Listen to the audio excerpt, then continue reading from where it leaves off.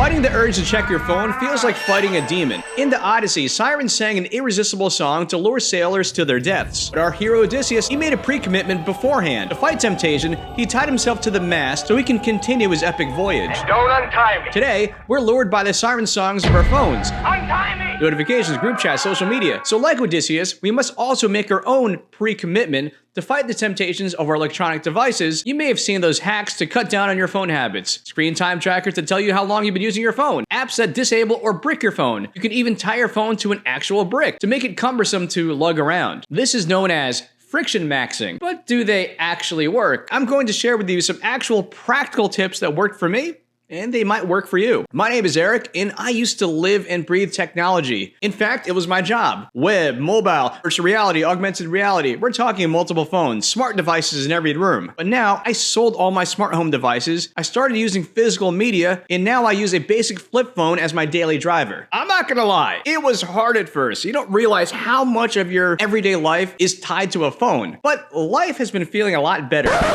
You know, we're living in a society.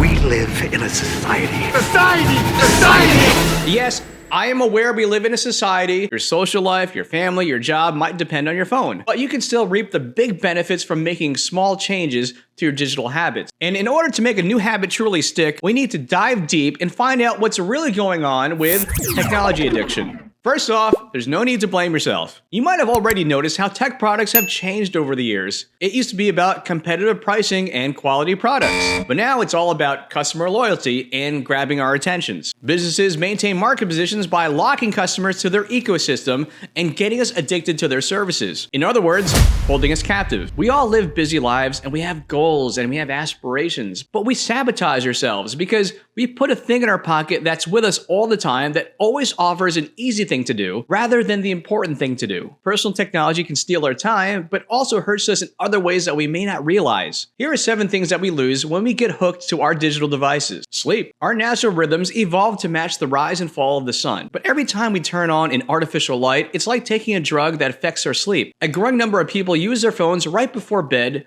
and then check it first thing in the morning. That artificial light from our electronic devices interrupts our sleep patterns. But we can support our natural rhythms if we reduce our exposure to blue light in the hour leading up to our bedtimes. In other words, no phones in bed. Many athletic coaches have said the same thing. Training, nutrition, recovery, all building blocks to become healthier. But we don't seem to take sleep as seriously. Sleep and recovery can be your competitive advantage. We wouldn't deprive children of nutrition, so why are we depriving them of sleep? Social skills. When we rely on computer-mediated communication, we lose our ability to interact face-to-face. This is known as deskilling. As humans, we have evolved to communicate not just with words, but with body language, facial expressions, and other subtle behaviors that are not captured in digital form. Yes, digital media is a great way to keep up with friends and family that live far away, but it shouldn't become a substitute for IRL connections. Likes and comments take a few taps, but real, genuine connection takes time and effort. Reading skills. Online consumption of media has changed the way we read. Instead of absorbing and understanding,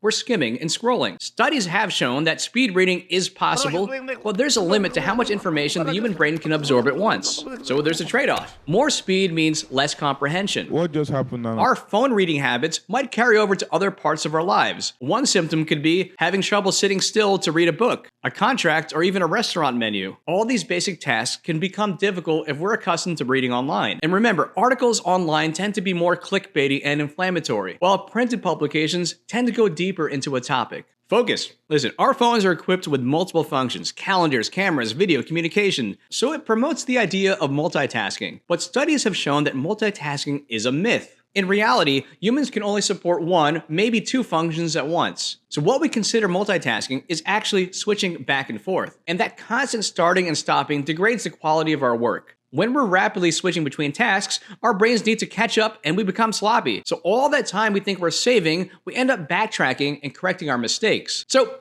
forget multitasking, it's all about monotasking. This allows us to enter that flow state. It's that superhuman ability to sustain focus. Rock climbers, musicians, artists, actors, athletes, gamers, all experience this when they're in the zone.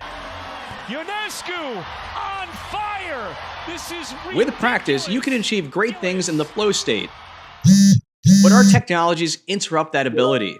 We hate boredom and we hate waiting so much. There are industries that are centered around reducing the time to wait in line. And if we're standing in a long queue, our first impulse is to take out our phone. If we're at a long stoplight, we might be tempted to take out our phone. If we're walking or taking a long drive, we want to fill that silence with music or a podcast. Modern life emphasizes speed and constant productivity, so we feel like we must fill every moment with stimulation. But maybe boredom has a purpose. Reflection, planning, creative incubation, mind wandering allows us to make loose connections. Many historical breakthroughs happen during those moments of reflection. René Descartes was staring at a fly on the ceiling when he came up with coordinate geometry. Einstein, he was riding a streetcar and caught a glimpse of the burned tower, which led to his idea of special relativity. Nikola Tesla was walking in the woods when he came up with the idea of alternate currents. We lose these opportunities for creativity if we flood our quiet moments with digital noise.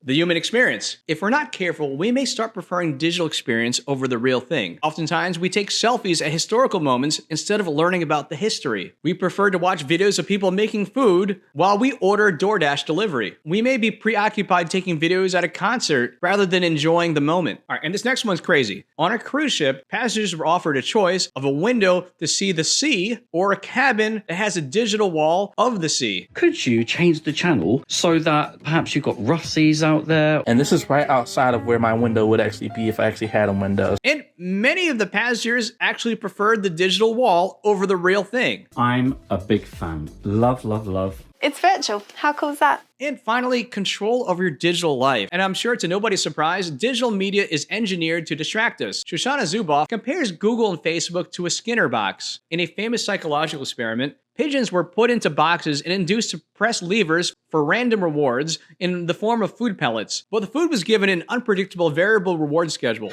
This is the foundation of gambling in digital products. This is why your social media feeds are not chronological. They bait us with curiosity, feel-good stories, arguments, content good or bad. They just want you to spend more time on their platform. So the apps are like casinos. The lights, the noise, the letter X. It's all designed to inflame the senses. I'm overstimulated. I gotta get out of... I think you'll find escape is quite impossible. Our feeds are like the randomness of slot machines. The notifications and sounds are like the musics and lights of Las Vegas. The infinite scrolling is like the confusing, seemingly infinite layouts of the casino floors. Because the longer we stay on that digital floor, the more they can collect personal data about us and show us personalized ads. Okay, so you want to start cutting down on your digital consumption. How do you begin? Odysseus resisted the sirens by tying himself to the mast and stuffing wax in the ears of the crew members. So like Odysseus, we must create our own friction so we can cut down on our digital consumption. Of course, it takes time and effort, but it is worth it. So here's some things that I'm currently doing. First off, I switched to a low-budget phone carrier and I chose the lowest data plan possible. It's like when you want to cut down on snacking, don't buy the snacks in the first place so they're not sitting in your cupboard ready to be eaten. If you don't have the data in the first place, you're not going to use it. Second, I switched to a dumber phone. It still runs Android, so I can use it in emergency situations, but it's so hard to type on the keyboard, I barely want to use it. And if you're not ready to completely ditch your smartphone, you could try putting it in black and white mode. Sounds simple, but it works very well. Without all the vibrant colors, the phone seems less appealing. Uninstall social media apps. If you don't have them, you can't use them. And if you really want to add that friction, don't save your username and password. This is hardcore mode. It's not for the faint of heart, but it works. If you have two-factor authentication enabled, you'll have to log into your email to verify your login. To log into your email, you need to verify via phone code. In order to get your phone code, your phone is in the other room. So you need to walk to the other room to get the code, to log into your email, then you log into your email, you get the code to log into your social media, but it took such a long time, the passcode expired. So now you have to do the whole process all over again. By that point, you're like, well, I don't really want to log in anyway. You can try alternate methods to get your information, because every app is just another reason to pull out your phone. Instead of using Google Maps, try printing out the directions. You could also try using a dedicated GPS or sat nav. I replaced my smart lights with LED lights. Works just the same.